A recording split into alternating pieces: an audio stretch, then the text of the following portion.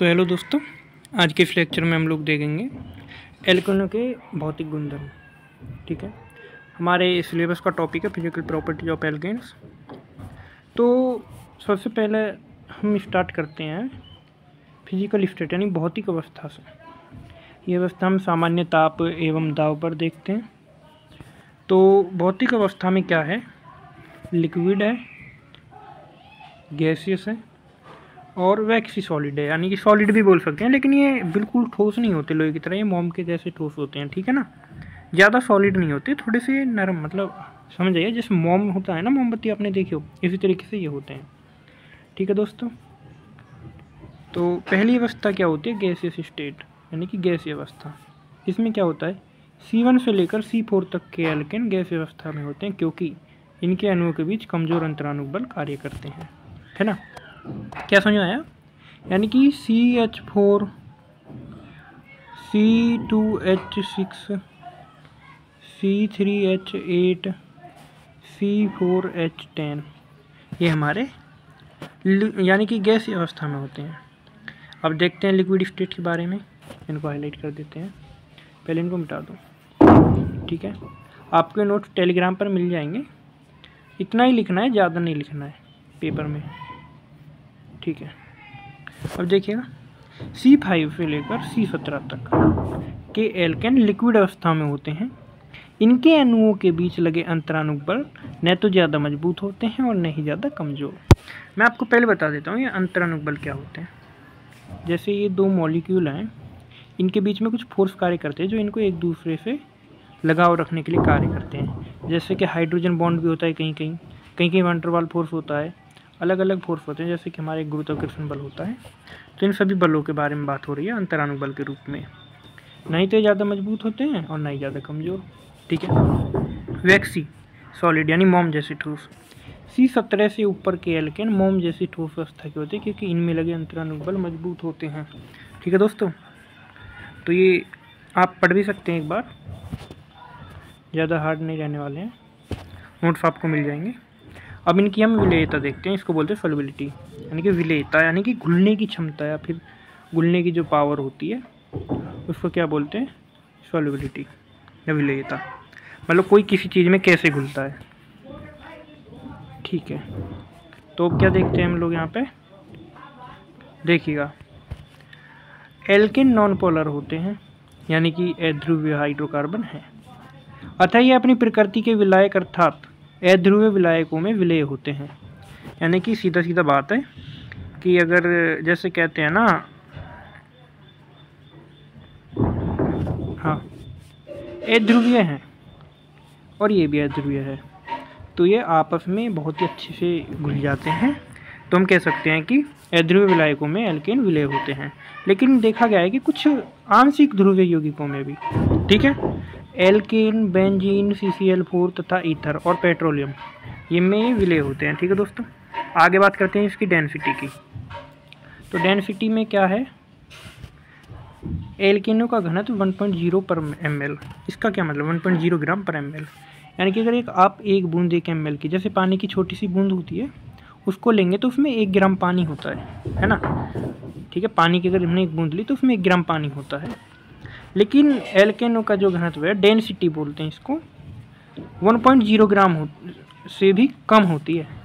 1 ml यानी कि एक बूंद जो होती है छोटी वाली ml की, उसमें 1 ग्राम से भी कम होती है, अर्थात इनका घनत्व जल से भी कम पाया जाता है। कम है ना, कम मतलब क्योंकि वाटर का जो डेंसिटी है वो है 1 ग्राम पर ml। ये जो बीच में डंडी लगी इसको बोलते हैं पर, यानी कि हर एक ml में 1 ग्राम, यानी कि हर एक बूंद में 1 ग्राम वजन होगा। ठीक है, क्वथनांक, बॉइलिंग पॉइंट, क्वथनांक के बारे में आपको बता दूं। जैसे आपने एक बर्तन में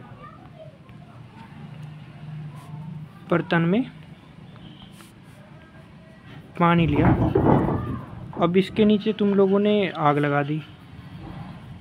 अब क्या होगा, थोड़ी देर में ये पानी भाप बनकर उड़ने लगेगा। तो जब ये भाप बनकर उड़ने लगे यानी कि उबलने लगे, उसको बोलते हैं बॉइलिंग पॉइंट। ठीक है, तो इनका जो बॉइलिंग पॉइंट है उसके बारे में बात करते हैं। एन एल्केन मतलब नॉर्मल एल्केन, जिनमें कोई शाखा नहीं होती, यानी कि वो सीधी देखें, सी। ठीक है दोस्तों, तो सीधी श्रृंखला वालों को नॉर्मल बोलते हैं। तो N एल्केन का क्वथनांक C कार्बन एटम के डायरेक्टली प्रोपोर्शनल। ये जो बीच में साइन है इसका मतलब होता है C की संख्या जैसी बढ़ेगी वैसे इसका बॉइलिंग पॉइंट भी बढ़ेगा, है ना। जैसे जैसे C की संख्या घटेगी इसका बॉइलिंग पॉइंट भी घटेगा। यहाँ तक समझ में आया। तो आगे देखते हैं, जैसे कि यहाँ पर उदाहरण दिए गए हैं मेथेन, एथेन, प्रोपेन, ब्यूटेन। इसमें एक होता है, इसमें दो होते हैं, इसमें तीन होते हैं, इसमें चार। तो जैसे जैसे कार्बनिक संख्या बढ़ रही है वैसे वैसे ये जो एरो है इसका मतलब है इसका ज़्यादा है, इस वाले का ज़्यादा है, इस वाले का कम है। तो इसका ज़्यादा है, इसी तरह इसका इस वाले से ज़्यादा है, इसका ज़्यादा है, इसका ज़्यादा है। सबसे कम इसका है, देखो दूसरे कलर से दिखा दूँ। सबसे कम मेथेन का, उससे थोड़ा ज़्यादा एथेन का, उससे थोड़ा ज़्यादा प्रोपेन का, उससे ज़्यादा ब्यूटेन का। ठीक है दोस्तों। लेकिन कभी कभी क्या होता है, हाँ पहले आपको बता देता हूँ रीजन क्या है। जैसे C की संख्या बढ़ती है, जैसे ऊपरले एल्केन में C की संख्या बढ़ी तो इसका पृष्ठीय क्षेत्रफल बढ़ा। पृष्ठीय क्षेत्रफल क्या होता है, जैसे कि आप एक छोटी थाली को देखते हैं, एक बर्तन जो होता है, जैसे आप देख सकते हैं छोटी थाली, या फिर जैसे छोटे फ़ोन की स्क्रीन देखिए, बड़े फ़ोन की स्क्रीन देखिए, जो स्क्रीन का जो एरिया है उसको बोल सकते हैं पृष्ठीय क्षेत्रफल, जो हमें बाहर से दिख रहा है। तो पृष्ठीय क्षेत्रफल जितना ज़्यादा होता है उतना उनके बीच में लगने वाले वॉन डेर वाल फोर्सेस होते हैं, है ना। वॉन डेर वाल फोर्सेस किसके डायरेक्टली प्रोपोर्शनल होते हैं, पृष्ठीय क्षेत्रफल के। जैसे क्षेत्रफल बढ़ता है ये फोर्स भी बढ़ते हैं। अब जब बल बढ़ रहे हैं, मतलब देखो ये दो हैं, इन दोनों ने एक एक हाथ से एक दूसरे को पकड़ रखा है और इन दोनों ने एक दूसरे को दो दो हाथ से पकड़ रखा है। ठीक है, यहाँ मैं हाथों से बॉन्ड नहीं, इनकी पावर दर्शा रहा हूँ। तो इसने तो कमज़ोर पकड़ रखा है, इसने ज़्यादा पकड़ रखा है। अब एक एक आप स्टिक इनको मारे, यानी कि इनको एक एक डंडा मारिए तो एक दूसरे को छोड़ कर भाग जाएंगे। इनको एक एक डंडा मारे तो ये एक दूसरे को ज़्यादा मेहनत के बाद छोड़ेंगे, मतलब हम ज़्यादा डंडा मारेंगे जब छोड़ेंगे। तो इसी तरीके से जब मॉलिक्यूल के बीच वॉन डेर वाल फोर्स बढ़ जाते हैं तो उनको ज़्यादा हीट चाहिए अलग अलग होने के लिए, तभी वो भाप बनकर उड़ पाते हैं। तो वॉन डेर वाल फोर्सेस बढ़े पृष्ठीय क्षेत्रफल बढ़ने के साथ, तो इनके बीच में जो बंध मतलब पावर आपस में पकड़ने की वो बढ़ गई।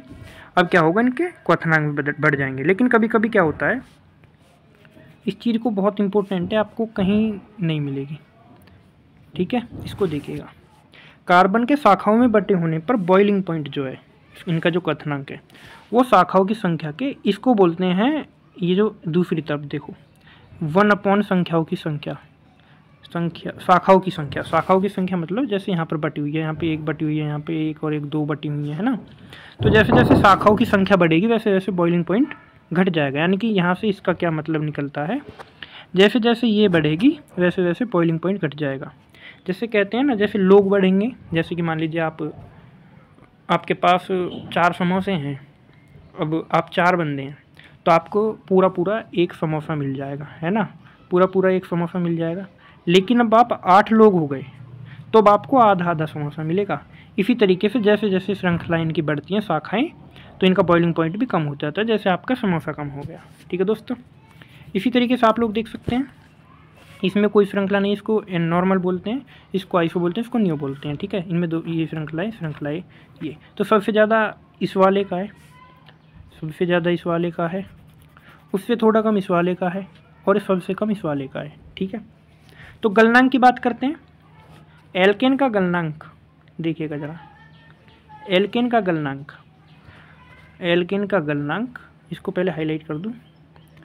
एल्केन का गलनांक उसके अनुभार के समानुपाती माना जाता है। जैसे जैसे वजन बढ़ता है तो वैसे वैसे इसका मेल्टिंग पॉइंट पहले गलनांक बता दूं।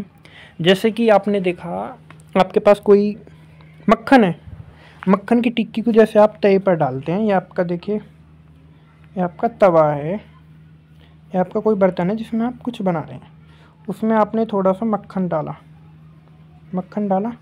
अब इसको हमने थोड़ी सी इसके नीचे आग जलाई, तो जैसे जैसे हम आग तेज़ करेंगे मक्खन पिघलता जाएगा और एक टाइम ऐसा आएगा जहाँ वो शुरुआत में पिघलना स्टार्ट हुआ है, मक्खन रखा, थोड़ा सा गर्म हुआ, जैसे ही मक्खन पिघला उस टेम्परेचर को बोलते हैं गलनांक, यानी कि गलने का तापमान। ठीक है दोस्तों, ठीक है, आगे देखते हैं। तो मेल्टिंग पॉइंट जो है इनका, गलने का मेल्टिंग पॉइंट, ये रहा ना मेल्टिंग मतलब पिघलने वाला पॉइंट, जिस पॉइंट पर वो पिघले, ये गल जाए। मेल्टिंग पॉइंट डायरेक्टली प्रोपोर्शनल होता है अनुभार के, कार्बन एटम्स की संख्या मान सकते हैं।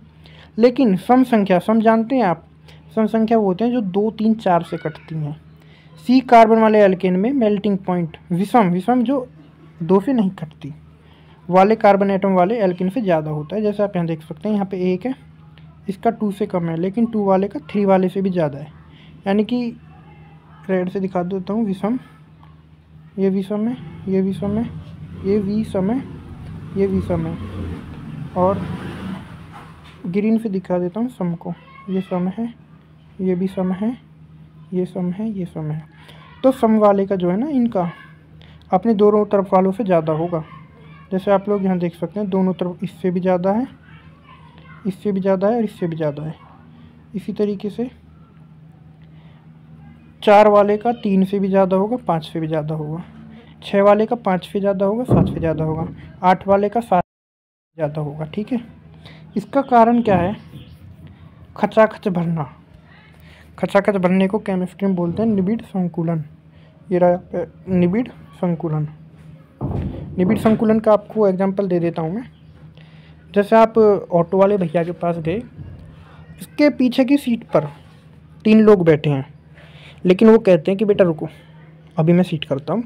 तो उन तीनों को ऐसे धसाधस भर देगा खचाखच एकदम कि आपकी जगह बन जाएगी। ठीक है, पहले तो उतनी जगह में 3 थे, अब उतनी जगह में 4 आ गए। ठीक है ना, यानी कि एक तवे पर पहले तो 5 टिक्की सेक रहे थे आप, अब उसी तवे पर आप 6 टिक्की सेक रहे हैं। फिर देखो तवे का क्षेत्रफल तो उतना ही है। ये देखो, आप समझोगे, ऐसे नहीं समझोगे। आपको खाली जगह देखता हूँ, यहाँ पे देखिए, जैसे ये तवा है, इस पर आपने अभी 4 टिक्की रख रखी थी। ठीक है, इनके लिए गलाने के लिए यहाँ पे टिक्की नहीं, मक्खन की टिक्की रख दो। मक्खन की टिक्की को गलाने के लिए हमको आग चारों के लिए थोड़ी कम चाहिएगी। अगर हम यहाँ पे इसको ठोक के आगे पीछे करके यहाँ पे एक और टिक्की रख दें तो आग ज़्यादा चाहिएगी। इस तरीके से यहाँ पर होता है निबिड़ संकुलन। निबिड़ संकुलन का एक और एग्जाम्पल आपको समझाना चाहूँ। आपने एक कट्टे में क्या रखा, सामान रखा, वो कट्टा पूरा भर गया, लेकिन सामान अभी भी बचा हुआ है। तो आप लोग क्या करते हो, कट्टे को 2-3 बार धरती में हिला हिला के मारते हो, तो उसमें जगह बन जाती है। इसी तरीके से यहाँ पे भी ये ठुक ठुक के भर जाते हैं। तो आपको समझ में आया होगा फिजिकल प्रॉपर्टी। केमिकल प्रॉपर्टी मैं कल की वीडियो में करा दूंगा, और PDF अगर आपको चाहिए तो टेलीग्राम ज्वाइन कर लो। Thank you.